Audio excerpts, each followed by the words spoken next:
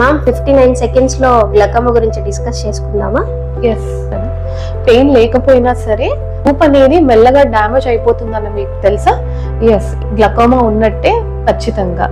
తెలుగులో నీటి కాసులు అని అంటారు. చాలా మంది నీటి కాసులు అంటే అవగాహన లేదు. ఈ నీటి కాసులు అంటే నీరు కారడం అనేది అనుకుంటారు, కానీ ఇది మన షుగర్ బీపీ లాంటివే. మన కంట్లో కూడా నార్మల్ గా బీపీ ఉంటుంది. ఎప్పుడైతే బీపీ పెరిగినప్పుడు మన కంటి నరం అంటే ఆప్టిక్ నర్వ్ అనేది డ్యామేజ్ జరిగి మెల్లమెల్లగా పక్క చూపులు అనేది తగ్గుతూ వస్తుంది. ఎందుకు ఇది ప్రమాదకరమైంది మ్యామ్?